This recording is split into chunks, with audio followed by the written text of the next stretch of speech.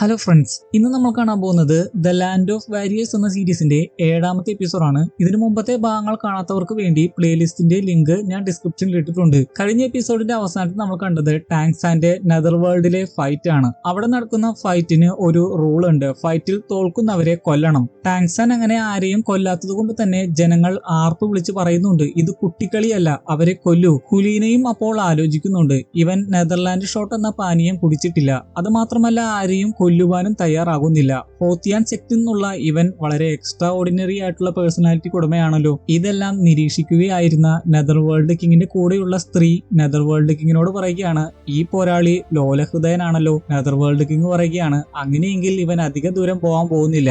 ഉടനെ തന്നെ ടാങ്ക്സാൻ ഇടിച്ചു വീഴ്ത്തിയ എല്ലാവരും പെട്ടെന്ന് എഴുന്നേൽക്കുകയും അവരുടെ ശരീരത്തിൽ നിന്ന് കറുത്ത പുകകൾ വരികയും ചെയ്യുന്നു. പിന്നീട് അവർ ഒരു സോംബിയെ പോലെയാണ് പെരുമാറുന്നത്. ടാങ്ക്സാന് മനസ്സിലാകുന്നുണ്ട് അവരെ ആരോ കൺട്രോൾ ചെയ്യുന്നതാണെന്നോ. ഒരുപക്ഷെ നെതർ വേൾഡ് കിങ് തന്നെ ആയിരിക്കും അവരെ കൺട്രോൾ ചെയ്യുന്നത്. അതിനുശേഷം അവരുടെ ശക്തി ശരിക്കും വർദ്ധിച്ചിരുന്നു. സോംബികളുടെ പോലെയായിരുന്നു ടാങ്ക്സാനെ അവർ ആക്രമിച്ചത്. എങ്കിലും ടാങ്ക്സാൻ അവന്റെ ഹാമറും എല്ലാ ശക്തിയും ഉപയോഗപ്പെടുത്തി അവരെ പരാജയപ്പെടുത്തി. ഇപ്രാവശ്യം എല്ലാവരും മരിച്ചു എന്നാണ് തോന്നുന്നത്. കാരണം ആളുകൾ ആർപ്പ് വിളിച്ച് അങ്ങനെ തന്നെ ചെയ്യണമെന്ന് പറയുന്നുണ്ട്. എന്നാൽ അപ്പോഴേക്കും ഒരാൾ അനങ്ങുകയാണ്. അത് കണ്ട് ആളുകൾ ഉച്ചത്തിൽ പറയുകയാണ്, അയാളെ കൂടി കൊല്ലൂ.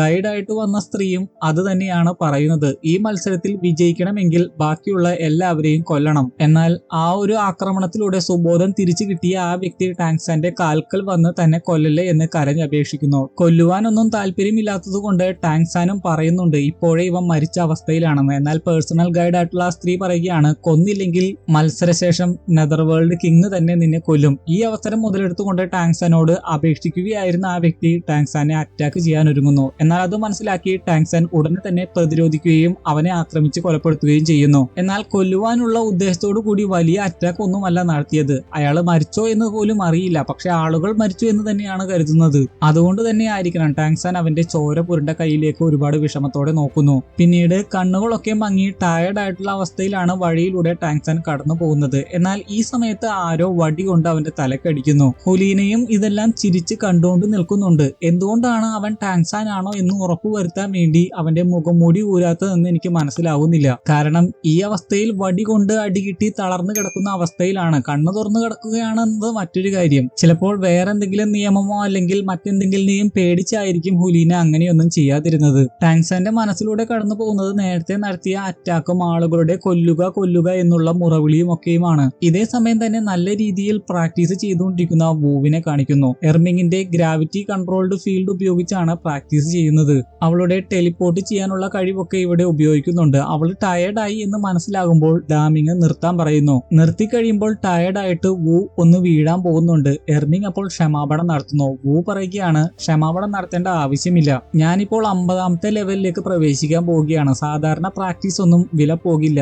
ഭാഗ്യത്തിന് എർമിങ്ങിന്റെ ഗ്രാവിറ്റി കൺട്രോൾ ഫീൽഡ് അതിന് സഹായിച്ചു. എന്നാൽ ഇനി പ്രാക്ടീസ് ഒന്നും ചെയ്യേണ്ട എന്നാണ് ഡാമിങ് പറയുന്നത്. കാരണം അവൾ ഇപ്പോഴും ഒരുപാട് ടയർഡ് ആണ്, ഒരുപാട് എനർജി ഒക്കെ പോയിട്ടുണ്ട് എന്നാണ് ഡാമിങ് പറയുന്നത്. അപ്പോഴേക്കും ടാങ്ക്സാനെ അവൾക്ക് ഫീൽ ചെയ്യാനാകുന്നു. ടാങ്ക്സാൻ അപകടത്തിലാണെന്ന് മനസ്സിലാക്കി അവരുടെ ഇടയിൽ നിന്ന് പോയി ഒരു മരത്തിന്റെ പുറകിൽ ചെന്ന് നിന്ന് ടാങ്ക്സാനോട് എന്ന പോലെ അവൾ സംസാരിക്കുകയാണ്. നിനക്കിപ്പോൾ എന്ത് അവസ്ഥയാണെന്ന് എനിക്കറിയില്ല, നിനക്ക് വേണ്ടി എന്ത് ചെയ്യണമെന്നും എനിക്കറിയില്ല. പക്ഷേ ഈ അവസരത്തിൽ എന്റെ അമ്മ എനിക്ക് കൊച്ചുനാളിൽ പാടിത്തരാറുള്ള ഒരു പാട്ടാണ് ഓർമ്മ വരുന്നത്. ശേഷം ടാങ്ക്സാന് വേണ്ടി ആ പാട്ട് പാടി കൊടുക്കുകയാണ്. ടാങ്ക്സാന് അപ്പോൾ അല്പം ആശ്വാസം വരുന്നുണ്ട്. എങ്കിലും ആ ഒരു കിടപ്പ് തന്നെയാണ്. പിന്നെ കാണിക്കുന്നത് ഹെവൻ ദുവോ പാലസിൽ ചക്രവർത്തിയോട് സംസാരിക്കുന്ന യൂഷിയെയും മറ്റുള്ളവരെയുമാണ്. യൂഷി എംപററിനോട് ആവശ്യപ്പെടുന്നത് വേറൊന്നുമല്ല, ഒരു കർഫ്യൂ പുറപ്പെടുവിക്കണം. അതിൻ പ്രകാരം രാത്രിയായി കഴിഞ്ഞാൽ സോൾ മാസ്റ്റേഴ്സ് പുറത്തിറങ്ങാൻ പാടില്ല. രാത്രിയാണല്ലോ അവർക്കെതിരെ ഈ ആക്രമണം ഉണ്ടാകുന്നത്. ഇനി എന്തെങ്കിലും അർജന്റ് ആയിട്ട് ചെയ്യണമെന്നുണ്ടെങ്കിൽ ഒരാളായിട്ട് പുറത്തിറങ്ങരുത്. 5ഓ അതിൽ കൂടുതലോ ആളായിട്ട് മാത്രമേ പുറത്തിറങ്ങാവൂ. അതുകൊണ്ട് തന്നെ സപ്പോർട്ടിന് വേണ്ടി ക്യുബർ ആംബർ പഗോഡയും ബ്ലൂ ലൈറ്റിംഗ് ടൈറൻ ഡ്രാഗൺ ക്ലാനും എപ്പോഴും അവരുടെ കൂടെ ഉണ്ടാകും. എംപറർ അപ്പോൾ ഈ 2 ക്ലാനുകളും അതിന് തയ്യാറാണോ എന്ന് ചോദിക്കുന്നു. റോങ്ങിന്റെ ഫാദർ അവിടെ തന്നെ ഉണ്ടായിരുന്നു. അയാൾ അതുകൊണ്ട് അതിന് സമ്മതിക്കുന്നുണ്ട്. ബ്ലൂ ലൈറ്റിംഗ് ടൈറന്റ് ഡ്രാഗൺ ക്ലാന്റെ ഒരു പ്രതിനിധിയും അവിടെ ഉണ്ടായിരുന്നു. അയാളാണെങ്കിൽ ചീഫിനോട് അതിനെക്കുറിച്ച് പറയാമെന്നും പറയുന്നു. ആ വന്നിരിക്കുന്ന വ്യക്തിയുടെ അങ്കിളാണ് യൂഷി. അതായത് യൂഷിയും ബ്ലൂ ലൈറ്റിംഗ് ടൈറന്റ് ഡ്രാഗൺ ക്ലാനിലുള്ളതാണ്. ഈ പ്രതിനിധിയായിട്ട് വന്നിരിക്കുന്ന വ്യക്തിയുടെ പേര് തിയാൻ ഹെങ് എന്നാണ്. പിന്നെ തിയാൻ ഹെങ്ങിനെ അക്കാദമിയിൽ വെച്ച് നല്ലൊരു സദ്യ തന്നെ യൂഷിയും എർലോങ്ങും കൊടുക്കുന്നതാണ് കാണിക്കുന്നത്. ആ ഫുഡിനെ പറ്റി യൂഷി ഒരുപാട് പുകഴ്ത്തി സംസാരിക്കുന്നുണ്ട്. അത് എർലോങ് ആണ് ഉണ്ടാക്കിയത്, അവളുടെ കുക്കിംഗ് ഔട്ട്സ്റ്റാൻഡിംഗ് ആണ് എന്നൊക്കെ പറഞ്ഞ് ഒരുപാട് പുകഴ്ത്തി സംസാരിക്കുന്നു. അതുകൂടാതെ എർലോങ് പോലും സ്വയം പുകഴ്ത്തുന്നുണ്ട്. എർലോങ് പറയുകയാണ്, നിന്റെ അങ്കിളിന്റെ ഫേവറേറ്റ് ഫുഡ് ആണിത്, സീക്രട്ട് ആയിട്ടുള്ള റെസിപ്പി ഉപയോഗിച്ചാണ് ഞാൻ ഇത് ഉണ്ടാക്കുന്നത്, ലോകത്ത് എവിടെയും ഇത് കിട്ടില്ല, അതുകൊണ്ട് പറ്റാവുന്നത്രയും അടിച്ചു കയറ്റിക്കോളൂ. ഇതേ സമയം യൂഷി ഗ്രാൻഡ് ഫാദറിന് എങ്ങനെയുണ്ടെന്ന് ചോദിക്കുന്നുണ്ട്. തിയാൻഹെങ് പറയുകയാണ്, ഗ്രാൻഡ് ഫാദറിന് കുഴപ്പമൊന്നുമില്ല, പക്ഷേ ഇടയ്ക്ക് വിഷമത്തോടെ അങ്കിളിന്റെ മുറിയിൽ പോയൊക്കെ ഇരിക്കാറുണ്ട്, ഞങ്ങളാണെങ്കിൽ ഒന്നും ചോദിക്കാറില്ല. അല്ല, അങ്കിളിനും ആന്റിക്കും കൂടി ഒരു ദിവസം അങ്ങോട്ട് വന്നൂടെ? യൂഷി അപ്പോൾ വിഷമത്തോടെ പറയുകയാണ്, എങ്ങനെ വരാനാണ്, ഞാൻ നമ്മുടെ ക്ലാനിന് മാനക്കേട് ഉണ്ടാക്കിയില്ലേ, ക്ലാനിൽ നിന്ന് പുറത്താക്കപ്പെട്ട ഞാൻ എങ്ങനെ അങ്ങോട്ട് വരാനാണ്? എനിക്കറിയാം ഗ്രാൻഡ് ഫാദർ എന്നെ ഒരുപാട് മിസ് ചെയ്യുന്നുണ്ട്, പക്ഷെ അതിനർത്ഥം ഞാൻ അങ്ങോട്ട് വരണമെന്നല്ല. തിയാൻഹെങ്ങിന്റെ ഗ്രാൻഡ് ഫാദർ എന്ന് പറയുമ്പോൾ യൂഷിയുടെ ഫാദർ ആയിട്ട് വരുമെന്നാണ് തോന്നുന്നത്. തിയാൻഹെങ് അപ്പോൾ ചോദിക്കുന്നുണ്ട്, അങ്കിളിന്റെ മാർഷൽ സോള് രൂപാന്തരം പ്രാപിക്കുന്ന സമയത്ത് മ്യൂട്ടേഷൻ സംഭവിച്ച് മറ്റൊരു ജീവിയായി തീർന്നു, അത് അങ്കിളിന്റെ തെറ്റല്ലല്ലോ. ഇനിയിപ്പോ അങ്കിള് വേറെ എന്തെങ്കിലും തെറ്റ് ചെയ്തു എന്നിരിക്കട്ടെ, ബ്ലൂ ലൈറ്റിംഗ് ടൈറന്റ് ഡ്രാഗൺ അല്ലേ അങ്കിളിന്റെ വീട്, അങ്കിൾ അങ്ങോട്ട് വന്നു എന്ന് കരുതി എന്താണ് പ്രശ്നം? യൂഷിക്ക് അതെല്ലാം കേട്ട് വിഷമമാകുന്നുണ്ടായിരുന്നു. അതുകൊണ്ട് തന്നെ അവർ സംസാരിച്ചുകൊണ്ടിരിക്കുന്ന വിഷയം മാറ്റാൻ വേണ്ടി എർലോങ് തിയാൻഹെങ്ങിനോട് ഇങ്ങനെ സംസാരിച്ചിരിക്കാതെ കഴിക്കാനൊക്കെ പറയുന്നുണ്ട്. പക്ഷേ വീണ്ടും കറങ്ങി തിരിഞ്ഞ ആ ഒരു ടോപ്പിക്ക് തന്നെയാണ് തിയാൻഹെങ് സംസാരിക്കുന്നത്. യൂഷി ആകട്ടെ ഇങ്ങനെ പറയുന്നു, പുറത്താക്കപ്പെട്ടതിന് ശേഷം എനിക്ക് ഒരു വീടില്ല. അതിനുശേഷം കൂടുതലായിട്ട് അതിനെ പറ്റിയൊന്നും സംസാരിക്കുന്നില്ല. ഗ്രാൻഡ് ഫാദർ കൊടുത്തുവിട്ട ഒരു പ്രത്യേക തരം കേക്ക് യൂഷിക്ക് കൊടുക്കുന്നു. അത് കണ്ട് എർലോങ് യൂഷിയോട് ചോദിക്കുന്നുണ്ട്, നിങ്ങളുടെ ചെറുപ്പകാലത്തെ ഫേവറേറ്റ് ഫുഡ് അല്ലേ ഇത്? അത് കണ്ട് യൂഷിക്ക് അവന്റെ സങ്കടം അടക്കാനായില്ല. നിങ്ങൾ കഴിക്കൂ എന്ന് പറഞ്ഞുകൊണ്ട് യൂഷി അവിടെ നിന്ന് മാറിപ്പോവുകയാണ്. യൂഷിയുടെ ഭാഗത്ത് നിന്ന് ചിന്തിക്കുകയാണെങ്കിൽ ഇതേപോലത്തെ ഒരു നൊസ്റ്റാൾജിക് ഫീല് തരുന്ന ഒരു ഐറ്റം നമ്മുടെ കരങ്ങളിൽ കിട്ടുകയാണെങ്കിൽ തീർച്ചയായും നമ്മളും ഇതേപോലെ തന്നെ സാഡ് ആയനെ. യൂഷിയുടെ ആ ഒരു അവസ്ഥ കൂടി പരിഗണിച്ചു നോക്കണം. യൂഷി ആകട്ടെ അവസാനമായിട്ട് തന്റെ ഫാദറിനെ കണ്ടപ്പോൾ ഫാദർ ഇതേപോലെ ഒരുപാട് കേക്കുകൾ കൊടുത്തിരുന്നു, അതിനെ പറ്റിയൊക്കെ ഓർക്കുന്നു. അവസാനമായിട്ട് പിരിയുന്ന സമയത്ത് ഫാദർ അവനോട് പറഞ്ഞിരുന്നു, ഇനി ഇതേപോലത്തെ കേക്കുകളൊന്നും കാണാൻ പോകുന്നില്ല എന്ന്. നേരത്തെ തിയാൻഹെങ് അവന്റെ ഗ്രാൻഡ് ഫാദറിനെ കുറിച്ച് സംസാരിച്ചില്ലേ, ആ വ്യക്തി തന്നെയാണ് യൂഷിയുടെ ഫാദർ. അപ്പോഴേക്കും എർലോങ്ങും യൂഷിയുടെ അടുത്ത് എത്തിയിട്ട് പറയുകയാണ്, ഇതിന്റെ അർത്ഥം നിങ്ങളുടെ ഫാദർ നിങ്ങൾ അങ്ങോട്ട് വരണമെന്ന് ആഗ്രഹിക്കുന്നു എന്നാണ്. എന്നാൽ യൂഷി പറയുകയാണ്, സമയമായിട്ടില്ല.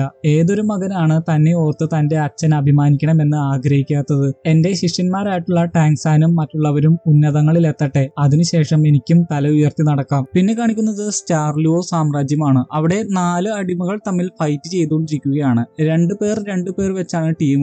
അത് കണ്ടുകൊണ്ടിരിക്കുന്ന മുബായിയോടും ഷൂക്കിങ്ങിനോടും എംബ്രർ പറയുകയാണ്, എതിരാളികളോട് ദയ കാണിക്കുക എന്നത് നമ്മളോട് തന്നെ നമ്മൾ കാണിക്കുന്ന വലിയ ക്രൂരതയാണ്, അതിനോട് നിങ്ങൾ യോജിക്കുന്നുണ്ടോ? അവർ പറയുന്നു, തീർച്ചയായും, നമ്മുടെ പൂർവികർ നമ്മളെ പഠിപ്പിക്കുന്നതും അത് തന്നെയാണല്ലോ. എംബ്രർ അപ്പോൾ ചോദിക്കുകയാണ്, നിങ്ങളത് അനുസരിക്കുന്നുണ്ടോ? എളിമയോടെ അവരത് അനുസരിക്കുന്നു എന്നൊക്കെ പറയുന്നു. അപ്പോഴേക്കും ആ ഫൈറ്റ് ചെയ്യുന്നവരിൽ ഒരു ടീം ജയിക്കുന്നതായിട്ടും കാണിക്കുന്നു. ഒരുപാട് സ്ട്രഗിൾ ചെയ്തിട്ടാണ് അവർ ജയിക്കുന്നത്. എംബ്രർ ആകട്ടെ തുടർന്ന് പറയുകയാണ്, ഒരു തരി ദയ പോലും കാണിക്കാൻ പാടില്ല എന്നല്ലേ ഞാൻ നിങ്ങളെ പഠിപ്പിച്ചിരിക്കുന്നത്?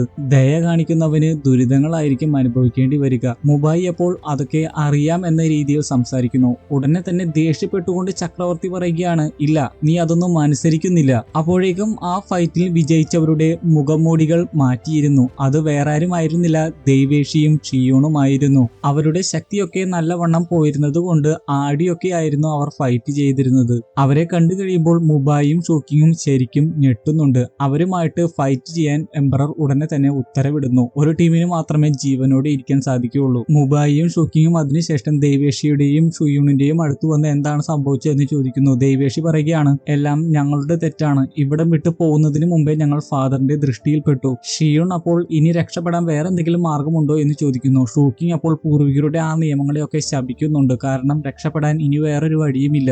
ആക്രമിക്കാൻ ഒരുങ്ങി നിൽക്കുന്ന ദൈവേഷിയെയും ഷിയൂണിനെയും കാണിച്ചുകൊണ്ട് ചക്രവർത്തി പറയുകയാണ്, നിങ്ങളല്ല അവരെ രക്ഷിച്ചത്, അവർ തന്നെ നിങ്ങളെ പിന്നിൽ നിന്ന് കുത്തുന്നത് പോലെ ആക്രമിക്കാൻ റെഡി ആയിട്ട് നിൽക്കുന്നത് കണ്ടില്ലേ? പൂർവികർ എഴുതി വെച്ചിരിക്കുന്നത് എത്രമാത്രം ശരിയാണെന്ന് നോക്കൂ. എന്നാൽ അത് കേട്ട് ശരിക്കും ദേഷ്യത്തോടെ മുബായി തിരിഞ്ഞു നിന്ന് പറയുകയാണ്, ഇനി വീണ്ടും ഒരു ഓപ്ഷൻ തരികയാണെങ്കിൽ എന്റെ ബ്രദറിനെതിരെ ഞാൻ തിരിയില്ല. അപ്പോഴേക്കും ആക്രമിക്കാൻ റെഡി ആയിട്ട് നിൽക്കുന്നത് പോലെ നിന്ന ദൈവേഷിയും ഷിയൂണും മുബായിയുടെ കൂടെ നിൽക്കുന്നുണ്ട്. അതിനുശേഷം ഒറ്റക്കെട്ടായിട്ടാണ് അവർ നിൽക്കുന്നത്. എന്തൊക്കെ വന്നാലും താൻ തന്റെ സഹോദരനെതിരെ നിൽക്കില്ല എന്ന് മുബായി പറഞ്ഞത് എംബ്രറിന് ഇഷ്ടമായില്ല. പാഞ്ഞ് അവരുടെ അടുത്തേക്ക് വന്ന് അയാളുടെ ശക്തി അവരുടെ മേൽ പ്രയോഗിക്കുകയും അവർ തെറിച്ചു പോയി വീഴുകയും ചെയ്യുന്നു. എംബ്രർ തുടർന്ന് പറയുകയാണ്, ഇത്രമാത്രം ലോല ഹൃദയനായിട്ടുള്ള, മറ്റുള്ളവരോട് ഇത്രമാത്രം കരുണ കാണിക്കുന്ന ഒരാൾ രാജാവാകാൻ അർഹനല്ല. അതിനുശേഷം ഒരു വിധത്തിൽ എഴുന്നേറ്റ് ഷൂക്കിങ് പറയുകയാണ്, പറയുകയാണ്, യഥാർത്ഥ ശക്തി എന്നത് മറ്റുള്ളവരുടെ മേൽ ആധിപത്യം പുലർത്തുക എന്നതല്ല, മറ്റുള്ളവരെയും നമ്മളെ തന്നെയും പ്രൊട്ടക്ട് ചെയ്യുവാൻ സാധിക്കുക എന്നതാണ്. അതുകൊണ്ട് തന്നെ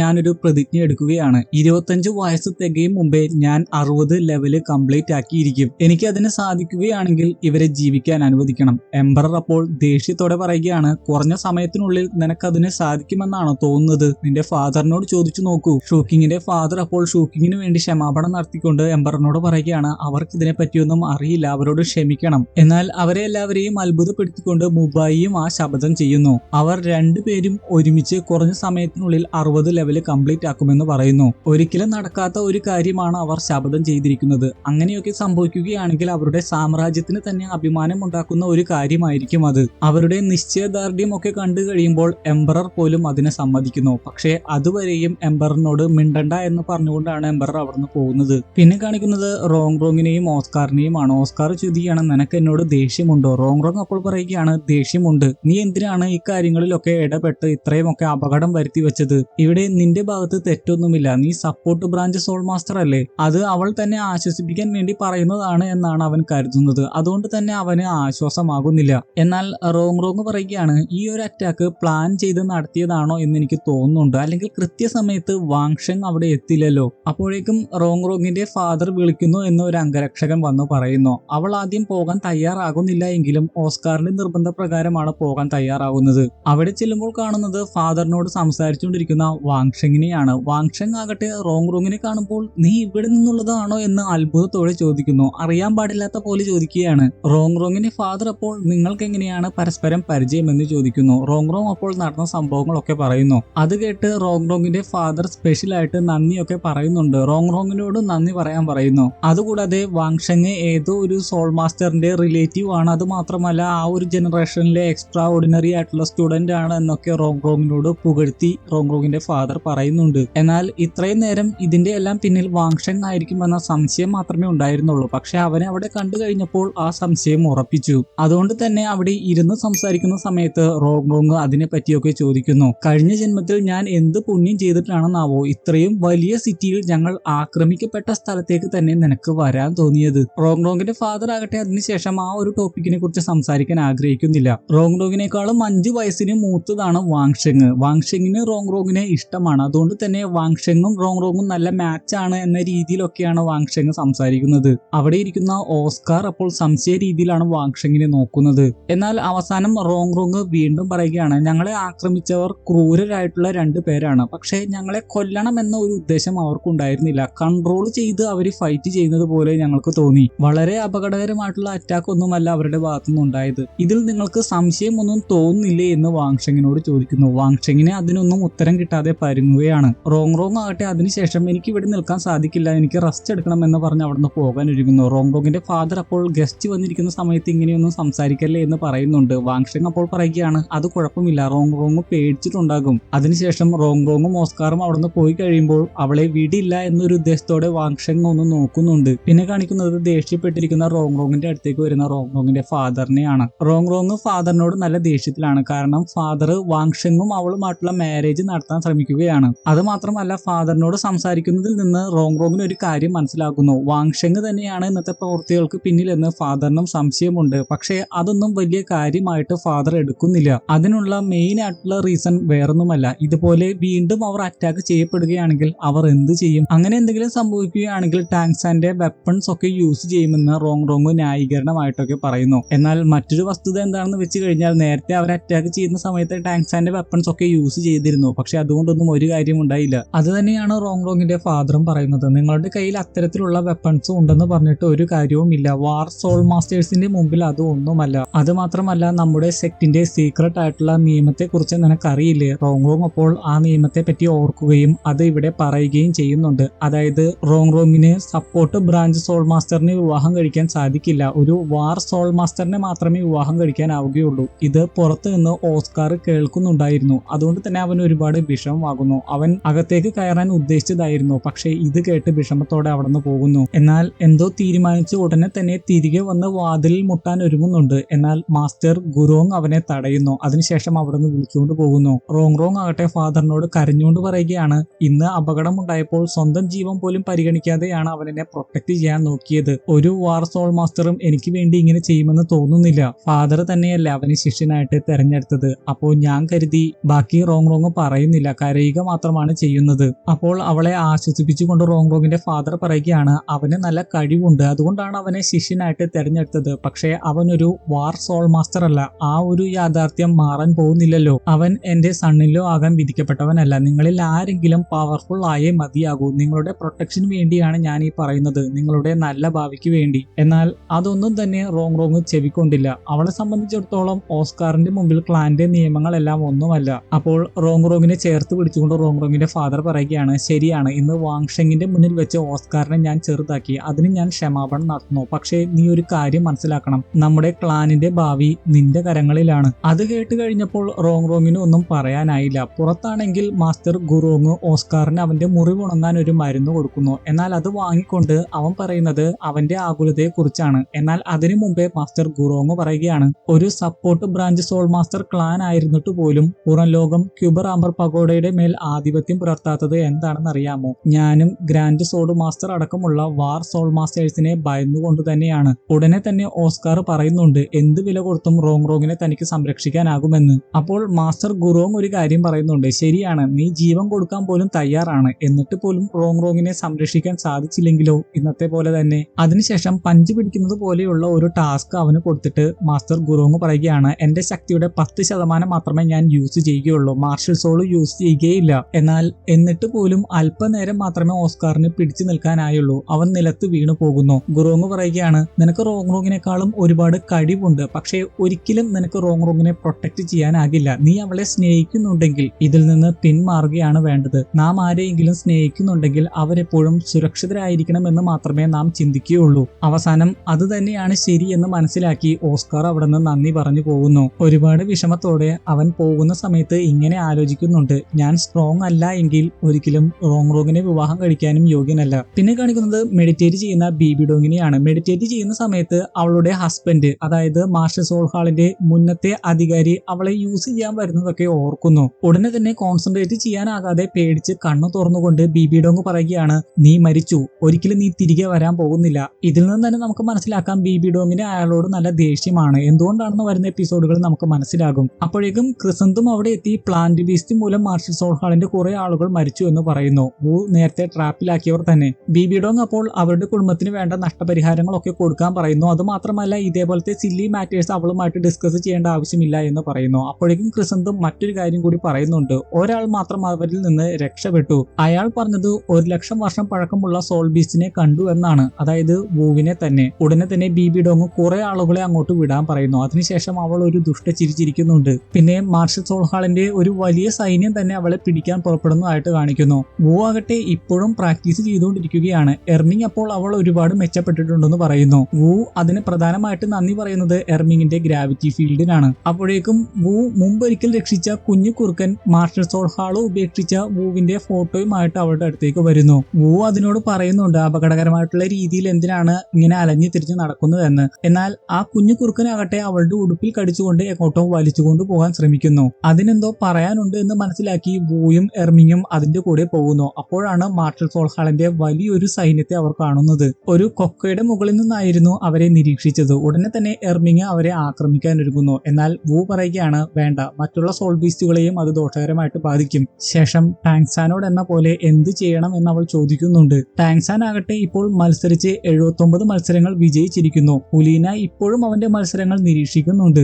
അവൾ അപ്പോൾ പറയുന്നുണ്ട്, ടാങ്സാന് ശേഷം അവൾ കണ്ട കഴിവുള്ള വ്യക്തി ഇവനാണെന്ന്. ഇതെല്ലാം നിരീക്ഷിച്ചുകൊണ്ടിരിക്കുന്ന നെതർ വേൾഡ് കിങ്ങിനോട് കൂടെ നിൽക്കുന്ന സ്ത്രീ പറയുന്നുണ്ട്, അവനെ എല്ലാവർക്കും പേടിയാണ്. അവനിപ്പോൾ അറിയപ്പെടുന്നത് കിങ് അസുര എന്നാണ്. ദേഷ്യത്തോടെ നെതർ വേൾഡ് കിങ് അപ്പോൾ പറയുന്നുണ്ട്, അവനെ എത്രത്തോളം ആളുകൾ ഭയപ്പെടുന്നുണ്ടോ അത്രത്തോളം ആളുകൾ അവൻ മരിക്കണമെന്ന് ആഗ്രഹിക്കുന്നു. അപ്പോൾ കൂടെയുള്ള സ്ത്രീ പറയുകയാണ്, അവൻ പുറത്താകണമെന്നാണല്ലേ അങ്ങ് ആഗ്രഹിക്കുന്നത്, അതുകൊണ്ടല്ലേ ലെവൽ 80 ഉള്ളവരെയൊക്കെ അവനെതിരെ അയക്കുന്നത്. ശ്രദ്ധിക്കുക, 50 അല്ല 80. അപ്പോൾ നെതർ വേൾഡ് കിങ്ങിന്റെ ആ ദുഷ്ട ചിരി കാണിക്കുന്നുണ്ട്. അതിനുശേഷം ആ വ്യക്തിയെ നേരിടുന്നതാണ് കാണിക്കുന്നത്, ലെവൽ 80 ഉള്ള വ്യക്തിയെ. അയാൾക്ക് സ്പൈഡർമാൻ 2-ലെ വില്ലന്റേത് പോലെയുള്ള ഒരു നീണ്ട വാലുണ്ട്. വളരെ പവർഫുൾ ആയിട്ടുള്ള ഒരു വാലാണത്. അതിൽ നിന്ന് ടാങ്സാന് ഒരു അറ്റാക്ക് കിട്ടുന്നു. അവന്റെ നെഞ്ചിൽ തന്നെയാണ് അത് തറച്ചു കയറിയത്. ഹുലീനയാകട്ടെ അത് കണ്ട് ആകുലപ്പെടുന്നുണ്ട്. എന്തിനാണ് അവൾ ആകുലപ്പെടുന്നതെന്ന് അറിയില്ല. ആളുകളാകട്ടെ അവനെ കൊല്ലാൻ അലമുറ ആയിട്ട് പറയുന്നു. ടാങ്സൻ ഇതേ സമയം ചോദിക്കുകയാണ്, എന്റെ സോൾ പവർ ഊറ്റി കുടിക്കാനാണോ നിന്റെ പ്ലാൻ? അത് സ്വപ്നം കണ്ടാൽ മതി എന്ന് പറഞ്ഞ് അവന്റെ ഹാമർ പ്രയോഗിക്കുന്നു.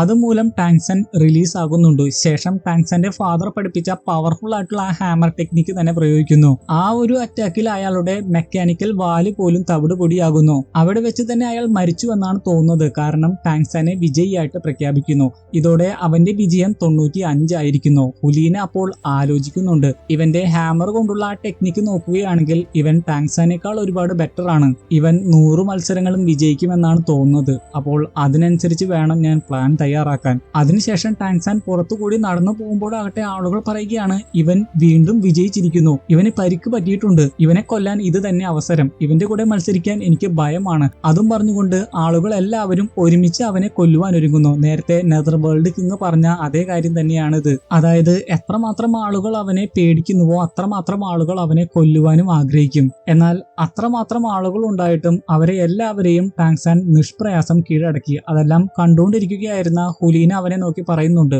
നീ എന്നെ നിരാശപ്പെടുത്തിയില്ല. ഇവിടെ വെച്ച് നമുക്ക് ടാങ്സന്റെ ഫാദറിനെയും കാണുവാൻ സാധിക്കും. അയാളും ദൂരെ നിന്ന് ഇതെല്ലാം നോക്കുന്നുണ്ട്. ടാങ്സൻ ആകട്ടെ ടാങ്സന്റെ ഫാദറിന്റെ ചുറ്റികപ്പാടുണ്ടായ സ്ഥലത്ത് അവന്റെ ചുറ്റിക വെച്ച് നോക്കുകയായിരുന്നു. ഇതേ സമയം അവന് കുറെ അസ്വസ്ഥതകൾ അനുഭവപ്പെടുന്നുണ്ട്. ഫാദറിന്റെ വാക്കുകളും അവൻ ഓർക്കുന്നു. ഈ ശക്തി ആർജിക്കുന്നത് വളരെ ബുദ്ധിമുട്ടാണ്, വളരെ ഡേഞ്ചറസ് ആണ്. അതിനുശേഷം ഫാദറിനെ അവൻ നിരാശയിൽ ആഴ്ത്തില്ല എന്ന് പറയുന്നു. ഇതേ സമയം തന്നെ ടാങ്സന്റെ ഫാദറിനെയും നെതർ വേൾഡ് കിങ് കാണുന്നുണ്ട്. നെതർ വേൾഡ് കിങ്ങിന്റെ കൂടെയുള്ള സ്ത്രീ അത് അവനല്ലേ എന്ന് പറയുന്നുണ്ട്. മൈറ്റി ഡീമൻ എന്നായിരിക്കും ഉദ്ദേശിച്ചത്. നെതർ വേൾഡ് കിങ് അപ്പോൾ പറയുന്നുണ്ട്, നരകത്തിന്റെ പാത മുറിച്ചു കടന്നവർക്ക് എപ്പോ വേണമെങ്കിലും നെതർ വേൾഡ് സിറ്റിയിൽ വന്നു പോകാം, ആർക്കും അവരെ തടയാനാകില്ല. നെതർ വേൾഡ് കിങ്ങിന്റെ കൂടെയുള്ള സ്ത്രീ അപ്പോൾ 95-28 എന്താണ് ചെയ്യാൻ പോകുന്നത് എന്ന് ചോദിക്കുന്നുണ്ട്. അതായത് ടാങ്സനെ. നെതർ വേൾഡ് കിങ് അപ്പോൾ പറയുന്നുണ്ട്, അവനെയും മാർഷൽ സോൾ ഹാളിൽ നിന്നുള്ള ആ സ്റ്റുഡന്റിനെയും ആണ് സൂക്ഷിക്കേണ്ടത്, അതായത് ഹുലീനയെ. അവരെ എന്താണ് ചെയ്യേണ്ടതെന്ന് ആലോചിക്കേണ്ടിയിരിക്കുന്നു. ടാങ്സൻ ഇതേ സമയം സ്വയം ഹീല് ചെയ്തുകൊണ്ടിരിക്കുകയാണ്. അപ്പോൾ അവൻ ഒരു കാര്യം പറയുന്നുണ്ട്,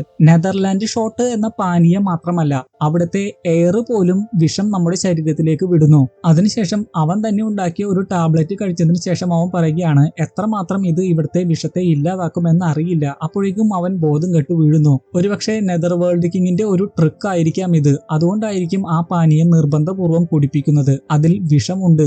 അതിൽ മാത്രമല്ല അവിടുത്തെ എയറിൽ പോലും വിഷമുണ്ട് എന്നാണ് ടാങ്സൻ നേരത്തെ പറഞ്ഞത്. ഇതേ സമയം തന്നെ വൂവിന്റെ കയ്യിലുണ്ടായിരുന്ന ബ്ലൂ സിൽവർ പ്ലാന്റ് ചുട്ടുപൊള്ളുകയും അത് അവൾ എടുത്തെറിയുകയും ചെയ്യുന്നു. ടാങ്സൻ എന്തോ അപകടത്തിലാണെന്ന് എർമിങ്ങിനോടും ഡാമിങ്ങിനോടും പറഞ്ഞു കഴിയുമ്പോൾ ഡാമിങ് അത് നിന്റെ വിഷയമല്ല, നീ ഇപ്പോൾ 50ാമത്തെ ലെവലിലേക്ക് എത്താൻ പോവുകയാണ് എന്ന് പറയുന്നു. എർമിങ്ങും അത് തന്നെയാണ് പറയുന്നത്. നീ ടാങ്സനെ രക്ഷിക്കാൻ പോവുകയാണെങ്കിൽ നിന്നെ ആര് രക്ഷിക്കും? മാർഷൽ സോൾ ഹാൾ നിന്റെ പുറകെ തന്നെയുണ്ട്. വൂ അപ്പോൾ പറയുന്നുണ്ട്, ഞാൻ എന്താണ് ചെയ്യുന്നതെന്ന് എനിക്ക് നന്നായിട്ട് അറിയാം. ഞങ്ങളിൽ ആർക്കെങ്കിലും എന്തെങ്കിലും പറ്റുകയാണെങ്കിൽ ഞങ്ങൾ വെറുതെ ഇരിക്കില്ല. അതിനുശേഷം വൂയും അവളുടെ ശക്തി ഉപയോഗിച്ച് ടാങ്സനെ ഹീൽ ചെയ്യാൻ സഹായിക്കുന്നു. ടാങ്സന് അത് മനസ്സിലാവുന്നുണ്ട്. സ്പിരിച്വൽ സീൽ വെച്ച് അവൻ വൂവിനെ കാണുന്നു. വൂ അതേസമയം പറയുന്നുണ്ട്, സോൾ റിംഗ് കൺവേർഷൻ അത്രക്ക് കോംപ്ലിക്കേറ്റഡ് ആയിട്ടുള്ള കാര്യമല്ല. ഇപ്പോൾ നിന്നെ രക്ഷിക്കുകയാണ് വേണ്ടത്. നീ സേഫ് ആയാൽ മാത്രമേ എനിക്ക് ഹാപ്പി ആയിട്ടിരിക്കാൻ സാധിക്കുകയുള്ളൂ. ടാങ്സന്റെ ഉള്ളിൽ വിഷമുണ്ടായിരുന്ന സമയത്ത് സ്പിരിച്വൽ സീയുടെ നിറം പോലും മാറിയിരുന്നു. ഹീലായി കഴിഞ്ഞപ്പോൾ അതിന്റെ നിറം പോലും പഴയതുപോലെയായി. ഹീലായതിനു ശേഷം പുറത്ത് ടാങ്സൻ വൂവിനോട് നന്ദി പറയുന്നതായിട്ടും കാണിക്കുന്നു.